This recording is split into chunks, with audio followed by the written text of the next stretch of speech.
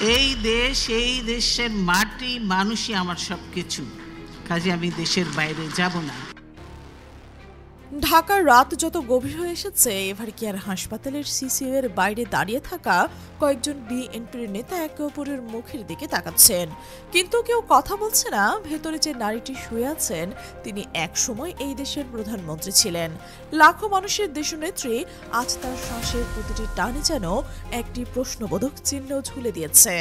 বেগম খালেদা জিয়ার জীবন মৃত্যুর সন্ধিক্ষণে যখন পুরো দেশ অপেক্ষা করছে একটি সুসংবাদের, তখন রাজনীতির ময়দানে যেন এক অদ্ভুত নিস্তব্ধতা নেমে এসেছে।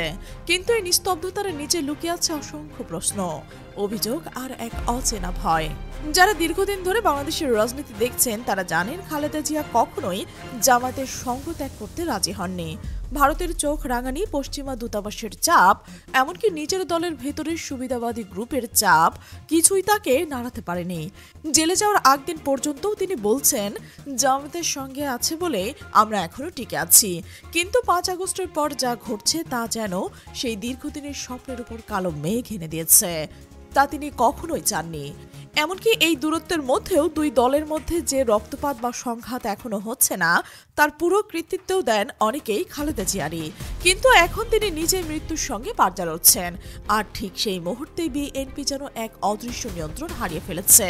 পাবনায় যা ঘটেছে তা যেন ভবিষ্যতের এক কালো আয়না। বিএনপির প্রভাবশালী নেতা হাবিবুর রহমান হাবিবের নেতৃত্বে জামাতের কর্মীদের ওপরে যে হামলা হয়েছে, তা শুধু একটি স্থানীয় ঘটনা নয়। এর মধ্যে দিয়ে যেন একটি বার্তা দেওয়া হচ্ছে, এখন আর খালেদা জিয়ার সেই জামাত প্রীতি কেউ মানতে বাধ্য নয়। যারা এক সময় তার নির্দেশে বাইরে এক পা ফেলতে ভয় পেতেন, তারা এখন বেপরোয়া, কারণ তিনি এখন বলতে পারছেন না থামো। হাসপাতালের ভিতরে যে খবর আসছে তা শুনলে গা শিউরে ওঠে। ডক্টর শাফি নামের একজন চিকিৎসক যিনি খালেদা জিয়াকে দেখছেন, তিনি লিখেছেন mitral stenosis, acute pancreatitis, left ventricular failure, fluid overload, liver cirrhosis, একের পর এক মরণ ব্যাধি যেন তাকে ঘিরে ধরেছে। তিনি লিখেছেন, এই ধরনের রোগীকে আমরা হাজার হাজার দেখছি, কিন্তু এমন অবস্থা থেকে ফিরে আসা শুধু মিরাকল নয়, এটা রিসার্চ পেপারের মতো একটা ঘটনা। শেষ লাইনটা পড়ে হাত কাঁপে। ম্যাডাম জীবিত আছেন কিনা আমি নিশ্চিত করে বলতে পারছি না। সামাজিক মাধ্যমে গুঞ্জন ছড়িয়েছে তিনি আর নেই। যারা তাকে দেখতে গেছেন তারা ফিরে এসে কেউ একটি আশার কথাও বলছেন না। চোখে জল আর নিশ্চুপ মুখ নিয়ে ফিরে আসছেন সবাই।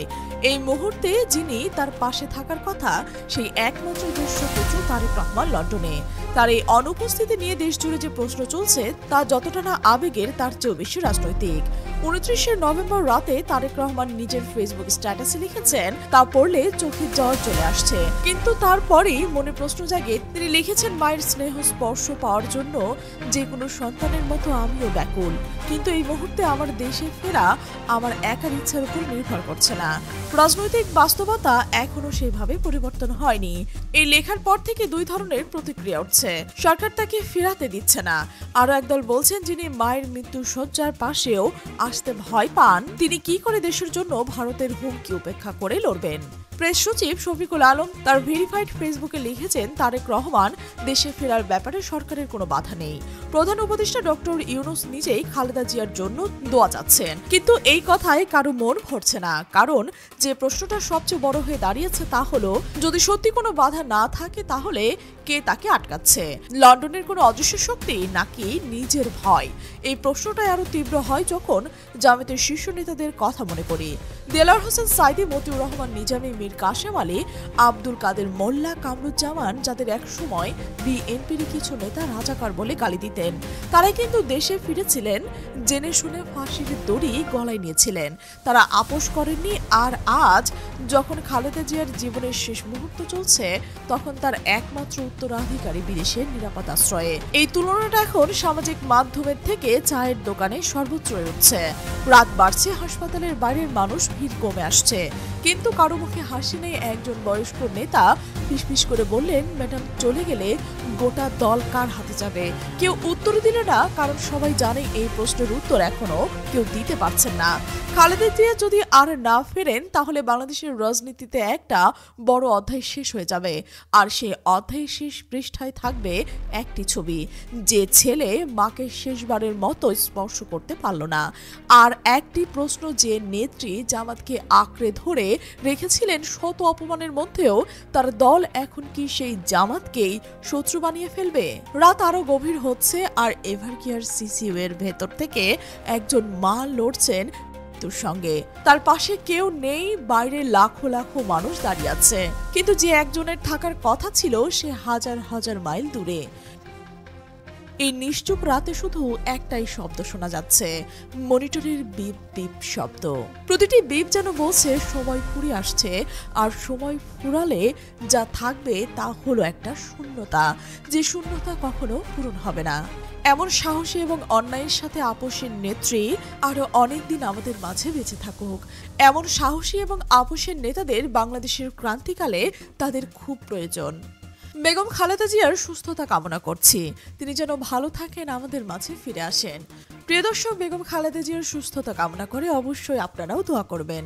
তারেক রহমান কেন দেশে ফিরছে না, এই বিষয়ে আপনার মূল্যবান মতামত অবশ্যই কমেন্টে জানাবেন। আর আপনি যদি আমাদের চ্যানেলে নতুন হয়ে থাকেন, অবশ্যই সাবস্ক্রাইব করে বেল আইকনটি বাজিয়ে রাখুন, যেন পরবর্তীতে যে কোনো বিশ্লেষণ ধর্মীর প্রতিবেদন সবার আগে আপনার কাছে পৌঁছয়। আমাদের সাথে থাকার জন্য ধন্যবাদ। এটাই হলো আমার ঠিকানা। এই দেশ, এই দেশের মাটি, মানুষই আমার সবকিছু, কাজে আমি দেশের বাইরে যাব না।